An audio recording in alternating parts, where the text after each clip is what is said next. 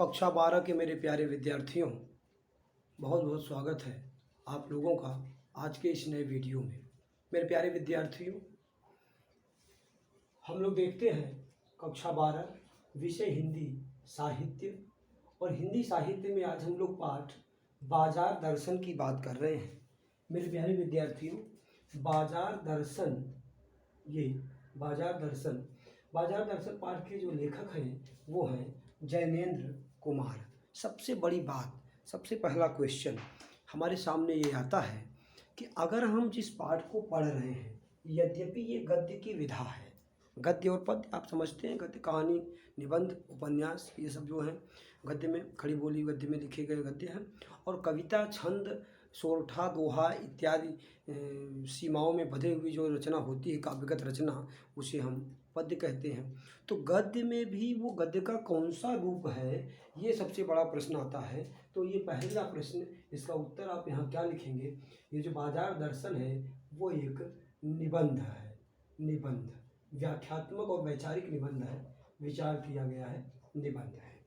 चलिए, एक चीज़ तो हमारी क्लियर होती है कि हम जो बाजार दर्शन पाठ पढ़ रहे हैं ये एक निबंध है। मेरे इस पाठ का, यद्यपि जूम ऐप पे हम लोग लगातार पढ़ रहे हैं पाठों को, और ये मुझे एक वीडियो बनाने का कारण मेरे ये था कि ये मैं समग्र रूप से एक विस्तृत व्याख्या आपको पूरे पाठ की कर सकूं। जब भी आपको थोड़ा सा भी लेस मात्र भी कन्फ्यूजन कहीं पर हो पूरे पाठ के अंतर्गत, तो एक बार आप इस वीडियो को देख लीजिए, आपके सारे कन्फ्यूजन दूर, और तो मन लगाकर पूरे मनोयोग के साथ मैं आशा करता हूं कि आप इसको समझने की कोशिश करेंगे। मेरे प्यारे विद्यार्थियों, हम सबसे पहले बातें थोड़ी सी बात जैनेंद्र कुमार पर कर लेते हैं, जो कि अति आवश्यक है, लाजमी है। देखिए, यहाँ बता रहा है, आप अपनी किताब में देखेंगे जो है आरोह के गद्य वाले भाग में पृष्ठ संख्या 84 पर, तो ये जो है यहाँ जैनेंद्र कुमार जी के बारे में कुछ बातें बताई गई हैं। हमने आपको उसी से बताया था कि हरिवंश राय बच्चन और महादेवी वर्मा से लगभग 2 साल की ये बड़े थे। तो 2 साल के बड़े का मतलब क्या होता है? 1907 में महादेवी वर्मा और अब जो है हरिवंश राय बच्चन जी का जन्म होता है। इनसे 2 साल बड़े थे, इसका मतलब 1905 में इनका जन्म हुआ होगा, लाजमी सी बात है। तो 1905 में इनका जन्म जो है अलीगढ़ उत्तर प्रदेश में। अब अलीगढ़ किस लिए फेमस है? अलीगढ़ ताले के लिए और तांबे के बर्तनों या ताम्र धातु की बनी निर्मित वस्तुओं के लिए प्रसिद्ध है। ये आपके लिए बातें आती हैं। मेरे प्यारे विद्यार्थियों, हम लोग बातें करते हैं प्रमुख रचनाएं इनकी। परख, अनाम स्वामी, सुनीता, त्यागपत्र, कल्याणी, जयवर्धन, मुक्तिबोध, ये सब इनके उपन्यास हैं, प्रसिद्ध उपन्यास। समय मिले तो इनको पढ़िएगा, आप एक विस्तृत ज्ञान बोध आपको जैनेंद्र जी के बारे में समझ में आएगा। हाँ, वातायन, एक रात, दो चिड़िया, फांसी, नीलम देश की राजकन्या, पाजेब क्या है? कहानी संग्रह है। प्रस्तुत प्रश्न, जड़ की बात, सूर्योदय, साहित्य का श्रेय और प्रेय, सोच विचार, समय और हम, विचार प्रधान निबंध संग्रह है। हमने आपको बताया ये जो बाजार दर्शन है ये भी एक विचार प्रधान रचना है। इनके पुरस्कारों की बात करें तो साहित्य अकादमी पुरस्कार, भारत भारती सम्मान, और यहाँ तक कि भारत सरकार द्वारा पद्म भूषण का पुरस्कार भी इनको प्राप्त हुआ था। और निधन इनका जो है 1990 में हो जाता है। तो लगभग 85 साल की एक लंबी उम्र इन्होंने पाया था, ईश्वर ने उन्हें बख्शा था, और इस तरह से इन्होंने बाजार दर्शन पाठ की बात किया है। अब हम आपको यहाँ पाठ में जो लेखक के द्वारा या कंपोजर के द्वारा जो कंपोज किया है पाठ को, उसने जो बताया है कि बाजार दर्शन जैनेंद्र का एक महत्वपूर्ण निबंध है। सामान्य सिंपल सी बात है, महत्वपूर्ण ना होता तो आपके सिलेबस में ना होता, इसमें तो कोई समझाने की बात रही नहीं कि महत्वपूर्ण है। आगे कह रहे हैं, जिसमें गहरी वैचारिकता और साहित्य सुलभ लालित्य का दुर्लभ संयोग देखा जा सकता है। वैचारिक प्रधान ये जो है निबंध है। हिंदी में उपभोक्तावाद एवं बाजारवाद पर व्यापक चर्चा पिछले एक डेढ़ दशक से शुरू, लगभग 15-20 साल से शुरू हुई है उपभोक्तावाद पर और बाजारवाद पर। लेकिन पर कई दशक पहले लिखा गया जैनेंद्र का लेख आज भी इनकी मूल्य अंतर्वस्तु को समझाने में के मामले में बेजोड़ है। वे अपने परिचितों मित्रों से जुड़े अनुभव बताते हुए स्पष्ट करते हैं कि बाजार की जादुई ताकत कैसे हमें अपना गुलाम बना लेती है। इनका कहना है कि बाजार में जादुई ताकत है और ये अपना जो है हम लोगों को अपना गुलाम बना लेती है। और क्या हो जाता है आगे देखिए।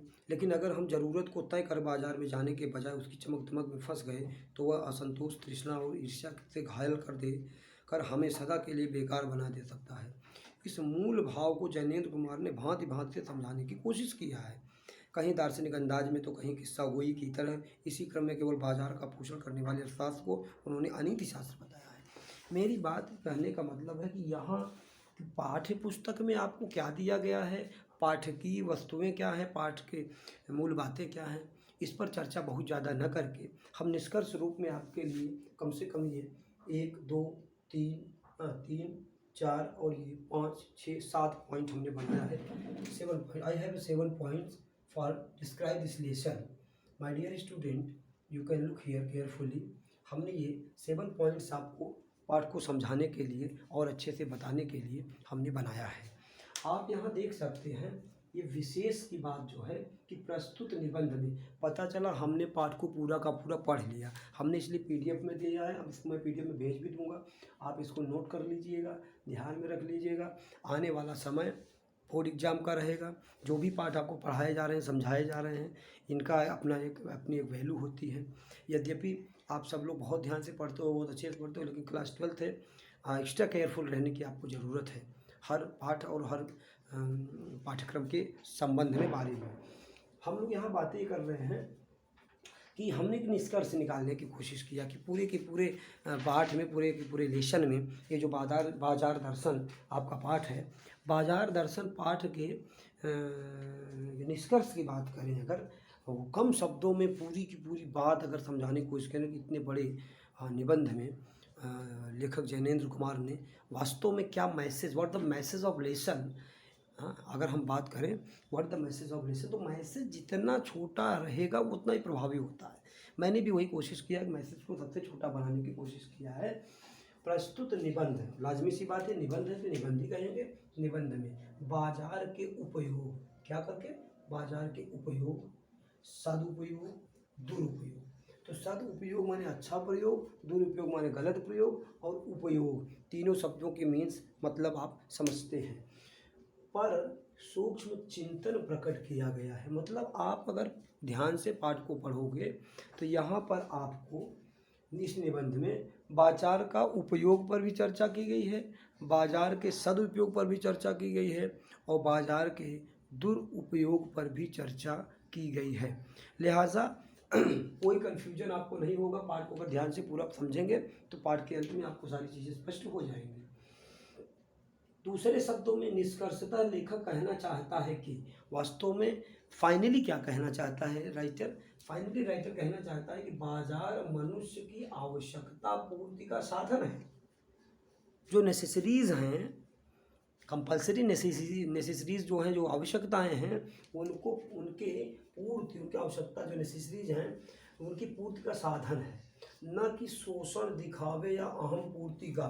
मतलब शोषण, दिखावा और अहम माने घमंड, इनकी शोषण की पूर्ति का साधन नहीं है, न तो अहम की पूर्ति का साधन है, न दिखावे की पूर्ति का साधन है, बल्कि बाजार जो है वो मनुष्य की आवश्यकता पूर्ति का साधन है।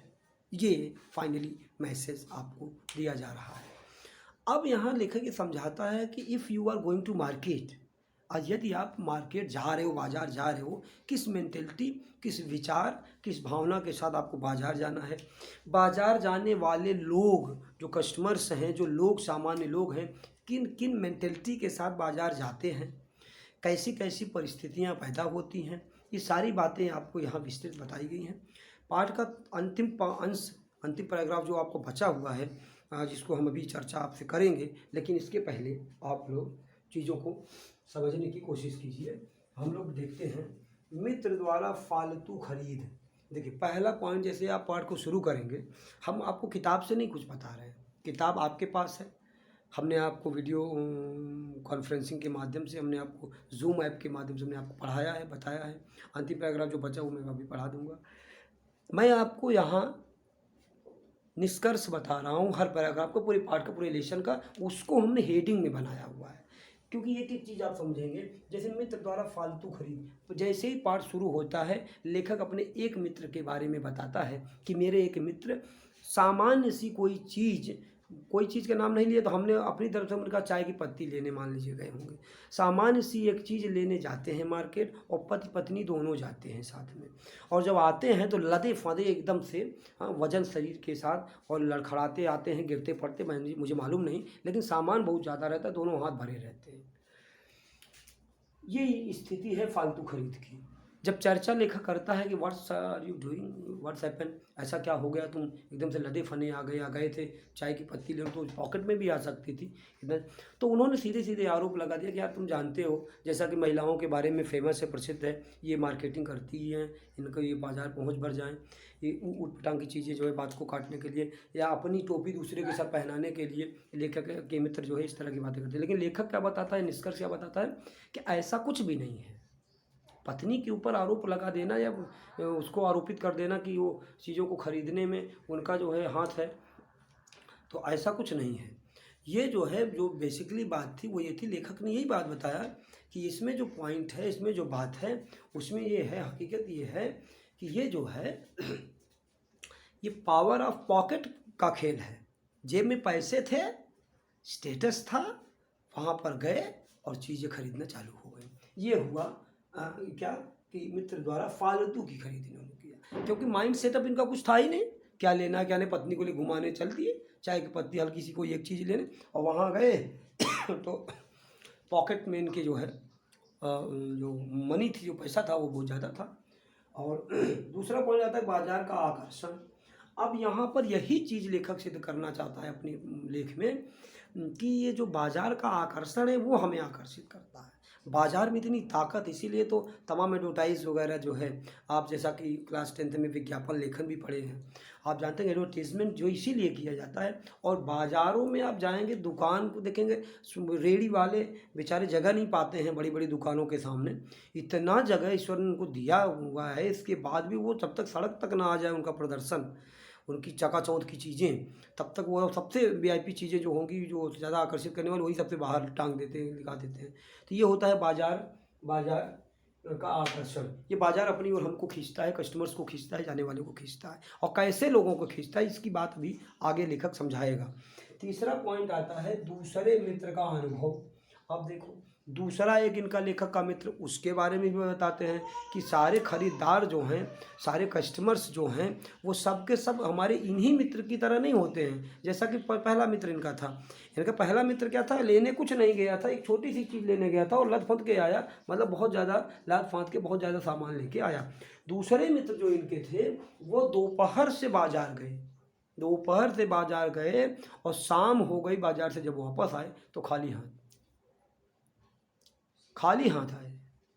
और जब खाली हाथ आते हैं तो लेखक पूछता है, यही चीज़ पूछने का मतलब है कि लेखक, देखिए, लेखक हमको आपको बताना समझाना चाह रहा है कि किस किस तरह के मेंटेलिटी के कैसे कैसे विभिन्न तरह के लोग हैं, और हमको सही चीज़ क्या करना है, हम किस तरह से बाजार जाएं, क्या करके जाए, ये चीज़ पाठ में समझाने की कोशिश करता है लेखक। अब देखिए, कहे दूसरे मित्र का अनुभव। इनके दूसरे मित्र का अनुभव ये था, इन्होंने गए, यहाँ गए तो दूसरे मित्र का अनुभव ये था, कुछ नहीं लेके आए। जब ये कुछ नहीं लेके आए तब लेखक ने पूछा कि भाई आपने ऐसा क्यों किया, आप दोपहर से शाम हो गई बाजार में आप घूमते रहे, आपने कुछ लिया ही नहीं। बोले हाँ, लेने तो गया था कुछ ना कुछ, लेकिन मुझे सब कुछ अच्छा लग रहा था, एवरीथिंग मुझे अच्छी लग रही थी, सब सारी चीज़ें मुझे पसंद थी और बहुत अच्छी लग रही थी, इसीलिए मैंने कुछ नहीं लिया। उन्होंने कहा इसका मतलब ये था कि अगर मैं कोई एक चीज़ दो चीज़ ले लेता तो मेरी जो पॉकेट पावर थी, जो मेरी परचेजिंग पावर थी, वो ख़त्म हो जाती, मतलब पैसा ख़त्म हो जाता, और कहीं ना कहीं उन चीज़ों का अपमान हो जाता, उन चीज़ों के प्रति हमारा क्षोभ रह जाता कि हम इन चीज़ों को नहीं खरीद, ज़्यादा चीज़ें छूट जाती और कम चीज़ें मैं खरीद पाता, तो परचेजिंग पावर मेरी नहीं थी इतनी, और पूरा बाज़ार मुझे पसंद आ गया, लिहाजा मैंने कुछ नहीं लिया। तो एक आध संतोष रहा कि चलो कुछ नहीं लिया हमने, तो पसंद की चीज़ें हमारी छूटी नहीं, तो सब छोड़ के चला आया। ये एक अलग अनुभव था एक मित्र का। बाजार का जादू। अब बाजार का जादू जो है, इसको बहुत अच्छे से समझाने की कोशिश किया है लेखक ने कि बाजार का जो जादू है वो क्या होता है कि मनी मनी मनी। बाजार में जो आदमी बिजनेस किया है उसका उद्देश्य होता है ज़्यादा से ज़्यादा धनोपार्जन करना, ज़्यादा से ज़्यादा पैसे कमाना। ये बाजार का जादू होता है, और बाजार का जादू जिसके ऊपर चढ़ जाए, कस्टमर्स पर भी बाजार का जादू चढ़ता है। कैसे? सुबह हुई, काम कुछ नहीं है, सुबह हुई, ब्रश वगैरह किए नहीं किए, मित्र के यहाँ कर लेंगे, मार्केट में जाके कर लेंगे, क्या कर लेंगे, लेकिन बाजार पहुँच गए, बाजार पहुँच गए। वहाँ पहुँचने के बाद ही इनको आत्मसंतोष मिलता है, वहाँ पहुँचकर ही इनको अच्छा लगता है, इनको सुकून मिलता है कि अब जाके मेरा दिन शुरू हुआ है बाज़ार पहुँच के। तो ये बाज़ार का जादू होता है, मतलब कस्टमर्स को जादू ये रहता है कि किसी तरह वो पहुँचे वहाँ, नशा सा चढ़ा रहता है, कस्टमर भी नहीं है, ऐसे ही बाज़ार घूमने चल दिए। बहुत सारे लोगों को आपने कहते सुना होगा, चलो यार बाज़ार की ओर चल रहे, कुछ लेना नहीं, ऐसे ही चलते हैं, शाम को क्या करना है, पूरा मार्केट होके आते हैं, कुछ नहीं। ये बाज़ार का जादू है, जैसे मैजिक ऑफ मार्केट। अब और उसमें जो विक्रेता है, जो बिजनेस में उसका क्या है, मार्केट है, वो जादू ऐसा फैलाएगा कि आप गए कोई आपको जाल में फंसाया फटाक से, और कुछ ना कुछ आपको परचेज करने के मजबूर कर देगा, आप लेके जाएंगे।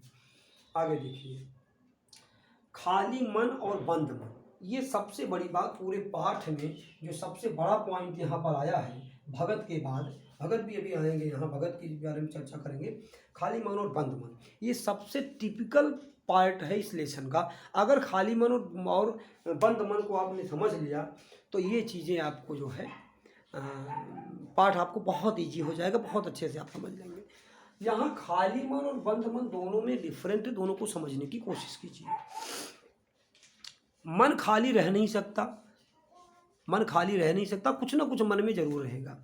लेकिन मार्केट के संबंध में, बाजार के संबंध में, इस पाठ के संबंध में लेखक का कहना है कि खाली मन और बंद मन का मतलब ये है कि आप कभी भी अगर आप अच्छे कस्टमर बन के जाना चाहते हो, या एक अच्छा नागरिक का जीवन आप व्यतीत करना चाहते हो, और एक स्वस्थ वातावरण में आप रहना चाहते हो, तो आप कभी भी खाली मन से मार्केट न जाइए। मतलब आप में माइंड सेटअप हो जाना चाहिए कि आप मार्केट क्यों जा रहे हैं, why are you going to market, आप बाज़ार क्यों जा रहे हैं, ये चीज़ आपकी क्लियर कट होनी चाहिए, एकदम से आपके माइंड में होनी चाहिए।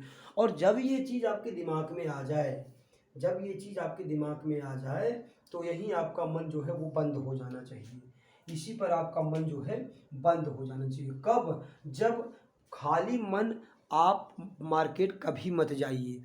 और आपका मन बंद कब हो? जब वो चीज़ आपके दिमाग में आ जाए कि जो करने आप मार्केट जा रहे हैं। अगर मैं मार्कर लेने बाजार जा, अच्छा लेखक ये भी नहीं कहता कि एक बार में आप एक ही चीज़, आप 10 चीज़ लेने जाओ, आप 15 चीज़ लेने जाओ, लेकिन खाली मन से मत जाओ कि चलो यार ऐसे ही चलते हैं, आज पेमेंट हुआ है आओ चलो घूम के आते हैं, आज लकी ड्रा निकला है आओ चलो घूम के आते हैं, और या ऐसे ही चलो आज बर्थडे है ऐसे ही घूम के आते, कुछ भी करके, मतलब ऐसे नहीं जाना मार्केट आपको, मतलब खाली मन से मार्केट नहीं जाना। ये लेखक कहना चाहिए, मैसेज दे रहा है आपको सबको। बंद मन का अंतर का है कि बंद मन का मतलब ये है कि आपके दिमाग में वो चीज़ें जब आ जाएं, वहाँ आपका मन जो है वो बंद हो जाना चाहिए, फिर उसमें किसी चीज़ को एंट्री करने की कोई संभावना न रह जाए। आप फिर मार्केट जाइए, बड़ी खुशी से आप जाएंगे, जितनी प्रसन्नता से आप जाएंगे उससे कहीं ज़्यादा प्रसन्नता से आप वापस आएंगे। ये पक्का वादा है लेखक का भी और मेरा भी, पाठ का भी, कि यदि आप इस तरह का माइंड सेटअप बना के जाते हैं तो आप बहुत अच्छा फील करेंगे। भगत जी का भी किस्सा, भगत के बारे में बताते हैं। भगत कौन थे? भगत लेखक के पड़ोस में रहने वाले व्यक्ति थे। लगभग ये 3 दशकों से, 30 साल से भी ज़्यादा से क्या बेच रहे थे? चूरन बेच रहे थे। क्या बेच रहे थे? भगत चूरन बेच रहे थे। चूरन, भगत चूरन बेच रहे थे। अब भगत चूरन बेच रहे थे, फेमस क्या थे? भगत जितने लोकप्रिय, भी भगत लोकप्रिय थे और इनका चूरन जो है वो प्रसिद्ध था। चूरन फेमस था और भगत लोकप्रिय थे, लोगों में बहुत प्रिय थे। कौन? भगत। फेमस क्या था? चूरन भी इनका बहुत फेमस था। क्यों फेमस था? उसकी प्रसिद्धि का आप समझिए कि इतना प्रसिद्धि का एग्जाम्पल मैं आपको दे रहा हूँ कि वो जैसे ही मार्केट एक बधे बधाई एक निश्चित समय में मार्केट जाते थे और वहाँ जाते थे, हाथों हाथ इनका चूरन जो है वो बिक जाता था, हाथों हाथ भगत का चूरन बिक जाता था। क्यों बिक जाता था उसका भी कारण लेखक ने समझाया है और भगत की विशेषता क्या थी वो भी समझाया है। भगत ने अपने जीवन में आज तक, तब से लेकर आज तक, मतलब लेखक के पाठ लिखने तक, कभी भी जो है 6 आने, 6 पैसे से ज़्यादा का कभी भी इन्होंने जो है चूरन बेचा ही नहीं। भगत जो है पाठ को देखिए आप, यहाँ भगत की चर्चा की गई है कि भगत जो है केवल और केवल क्या करते थे? 6 आने की भगत चूरन बेचते थे। 6 आने का, 6 आने 6 आने पैसे से ज़्यादा नहीं कमाए, कभी भी इन्होंने 6 आने पैसे से ज़्यादा नहीं कमाया। करते क्या थे, चूरन मार्केट ले जाते थे 6 आने पैसे, जब 6 आने का बेच लेते थे उसके बाद चूरन जब बच जाता था, अगर उसके बाद भी चूरन अगर बच जाता था इनका, तो ये क्या करते थे, बच्चों में फ्री में बांट देते थे, वो बांट के चले जाते थे वापस मार्केट से। मतलब बाजार का जो जादू था, कहाँ है बाजार का जादू, ये बाजार का जादू भगत पर असर नहीं कर सका। बाजार का जादू क्या था कि जो जो रोडपति है वो हजारपति बनना चाहता है, हजारपति लाखपति बनना चाहता है, लखपति जो है वो करोड़पति बनना चाहती है, बाजार का जादू होता है। लेकिन भगत पर ये जादू काम नहीं किया। पैसा गिड़गिड़ाता है भगत के सामने कि मुझे ले लीजिए, भगत नकार के चले जाते, छोड़ के चले जाते, भगत इसको एक्सेप्ट नहीं करते हैं। तो भगत का ये किस्सा फेमस है। भगत इसीलिए प्रसिद्ध है, अपनी सादगी के लिए प्रसिद्ध है, अपने कठोर निर्णय के लिए प्रसिद्ध है, अपने खाली मन से नहीं जाते कि चलो यार आज देखते हैं कितना बिकता है, बंद मन से मार्केट जाते हैं कि हमको जो है। तो एक व्यवस्थित आदमी, भगत जैसा एग्जाम्पल भी लेखक यहाँ देता है। बाजार की सार्थकता, अब लास्ट में एट लास्ट जो है लेखक समझाना चाहता है कि बाजार की सार्थकता क्या है, यही अंतिम पैराग्राफ है और यही चीज़ आपको पढ़ाना रह गया है शेष। अब आप देख लीजिए, यहाँ मुझे आप पृष्ठ संख्या 91 पर अपने किताब देखेंगे। यहाँ मुझे ज्ञात होता है कि बाजार को सार्थकता भी वही मनुष्य देता है जो जानता है कि वह क्या चाहता है, और जो नहीं जानते कि वे क्या चाहते हैं वे अपनी परचेजिंग पावर के गर्व में अपने पैसे से केवल एक विनाशक शक्ति, शैतानी शक्ति, व्यंग की शक्ति ही बाजार को देते हैं। न तो वे बाजार से लाभ उठा सकते हैं, न उस बाजार को सच्चा लाभ दे सकते हैं। वे लोग बाजार का बाजारूपन बढ़ाते हैं, जिसका मतलब है कि कपट बढ़ाते हैं। कपट की बढ़ती का अर्थ परस्पर में सद्भाव घटी। इस सद्भाव के हास माने कमी पर आदमी आपस में भाई भाई और सुहृदय और पड़ोसी फिर रह ही नहीं जाते और आपस में कोरे गाहक और बेचक ही की तरह व्यवहार करते हैं। मतलब जो आपसी इंटर रिलेशनशिप होता है वो ख़त्म हो जाता है, मानो दोनों एक दूसरे को ठगने की घात में हो, एक की हानि में दूसरे का अपना लाभ दिखता है। और यह बाजार का बल्कि इतिहास का सत्य माना जाता है। ऐसे बाजार को बीच में लेकर लोगों में आवश्यकताओं का आदान प्रदान नहीं होता बल्कि शोषण होने लगता है, तब कपट सफल होता है, निष्कपट शिकार होता है। ऐसे बाजार मानवता के लिए विडंबना है और ऐसे बाजार का पोषण करता है जो उसका शास्त्र बना हुआ है। वह अर्थशास्त्र सरासर औंधा है, वह मायावी शास्त्र है, वह अर्थशास्त्र अनीति शास्त्र है। मतलब आप समझिए लेखक एट लास्ट कहना क्या चाहता है कि बाजार की सार्थकता किसमें है, बाजार की सार्थकता है परचेजिंग वर्क में, परचेजिंग पावर में नहीं है। बाजार की सार्थकता इसमें है कि आप बाजार जाइए तो कुछ खरीदने जाइए, अनावश्यक तफरी करने ना जाइए, एक चीज़। दूसरी चीज़, अपनी परचेजिंग पावर दिखाने मत जाइए। आप मान लीजिए आप गए, कोई ऐसी चीज़ आई मार्केट में नई, जिसको उसने पूछा भाई कितने का है, आपने कहा कि उसने कहा 600 का है। आपने एक पैसे का न बात किया, न मोल किया, न चाल किया, 600 रुपये दिया, ला सामान लेके चले जाए, जबकि मार्केट में वो 400 रुपये की मिल रही है, उपलब्ध है। आप अपनी परचेजिंग पावर के घमंड में डूबे हैं, परेशान हैं, आप परेशान आत्मा हैं, आपको पता ही नहीं चल रहा है। और एक सामान्य आदमी जब वही चीज़ लेने जाएगा उसको तकलीफ होगी, उसको दिक्कत होगी मार्केट में। और जब आप ये बात जानेंगे कि 400 रुपये की चीज़ हमको ये 600 की बेचा है, तब आपको भी तकलीफ महसूस होगी। आपका और ग्राहक विक्रेता का संबंध खराब होगा, आपसी भाईचारा जो वो नष्ट होगा। मतलब परचेजिंग पावर दिखाने के लिए, घमंड दिखाने के लिए मार्केट नहीं होता। मार्केट होता है किस चीज़ के लिए होता है, आवश्यकता की पूर्ति का साधन है। लिहाजा बाजार को इसी परिप्रेक्ष्य में ही प्रयोग भी करना चाहिए। मेरे प्यारे बच्चों, हमने गृहकार भी दिया है, पाठ को कम से कम 2 बार फिर से पढ़ें और पढ़िएगा हाथ में, दाहिने हाथ में, जो दाहिने हाथ से लिखते हैं, जो बाएं हाथ से लिखते बाएं हाथ में, लेकिन पेंसिल हाथ में जरूर रखिएगा। जरूरी चीज़ों को अंडरलाइन करते रहिएगा। यद्यपि हमने बहुत सारी पॉइंट्स को अंडरलाइन करवाया है, बहुत सारे शब्दों का अर्थ बताया है। पाठ के समस्त प्रश्नोत्तरों को अपनी अभ्यास कॉपी में लिखकर याद करें। अन्य संबंधित प्रश्नोत्तरों पर भी विचार करें, इस पर भी आपको विचार करना है। इसके बाद मैं एक दिन और भी क्लास लूँगा आपकी और प्रश्नोत्तरों पर चर्चा करूँगा। हर प्रश्न पर मैं अपनी स्पष्टीकरण दूँगा और इससे ताकि आपको भविष्य में कभी कोई समस्या ना हो। लिखिएगा, जब कभी समस्या आएगी एक बार वीडियो देखिएगा, पाठ समझ में आएगा। हमने कोशिश किया आपको पाठ को अच्छे से समझाने की। फिर भी अगर कहीं कोई डिस्प्यूट रह जाता है तो यूट्यूब चैनल के मैसेज बॉक्स में जाकर आप सीधे सीधे वहाँ जो है मैसेज कर दीजिएगा। एक चीज़, दूसरा मेरा व्हाट्सएप नंबर है वहाँ पर कर दीजिएगा। जो भी डिस्प्यूट होगा हम उसको क्लियर कर देंगे, कोई भी कन्फ्यूजन होगा उसको दूर कर देंगे। नो कन्फ्यूजन सेशन आपका पूरा का पूरा होना चाहिए। तो आज के लिए इतना ही। प्रश्नोत्तर चर्चा भी मुझे करना था, लेकिन समय जो है एक शब्द सीमित समय का वो है क्लास का, उतने समय में आप इसको पाठ को 2 बार 3 बार देखिएगा। चीज़ों को बहुत बड़ी चीज़ नहीं है, वो तो कठिन चीज़ें नहीं है, बहुत सरल है। बस आपको कुछ सरलता के भाव में देखने, सकारात्मक मेंटेलिटी से अपने विचार सकारात्मक भाव के साथ पाठ को पढ़ने बैठिएगा, समझ में आएगा, कोई दिक्कत आपको नहीं होगी। ऐसी आशा है और अपेक्षा है। और लास्ट में एट लास्ट मैं संदेश आपको ये देना चाहता हूँ कि पता नहीं क्या हो रहा है, मैं कुछ भी नहीं कह सकता। महामारी हो रही है, आपातकाल हो रहा है, क्या है मुझे कुछ नहीं पता है। मैं जितना जानकार हूँ उतना आप भी जानकार हैं। इस मामले में बहुत ज़्यादा मीडियाबाजी, सोशल मीडिया, न्यूज़पेपर, इस सब के चक्कर में न पड़िए। स्वस्थ रहिए, माता पिता की अपनी सेवा करिए, उनकी आज्ञा का पालन करिए, अपने टीचर्स के टच में रहिए और बहुत अच्छे से विद्यार्थी की तरह, क्योंकि कैरियर मेकिंग का ये टाइम है, क्लास 12th है। इसी के बाद आप IIT, PMT, हाँ CPMT, तमाम एग्जामिनेशंस में आप अपीयर होने लगेंगे। लिहाजा मेरे प्यारे बच्चों, स्वस्थ मानसिकता के साथ, सकारात्मक सोच के साथ अपने पाठ्यक्रम पर लगे रहिए और दिन रात परिश्रम करिए। तो आपको जब खाली दिमाग शैतान, जब आपका दिमाग खाली नहीं रहेगा तो इस पर आपकी नज़र नहीं जाएगी। और इस बात का वादा है कि अगर आप सकारात्मक विचार रखते हैं और अपने काम रखते हैं तो आप भी बीमारी की जद में नहीं आएंगे। आज के लिए इतना ही। आगे बातें फिर करेंगे, तब तक के लिए नमस्कार।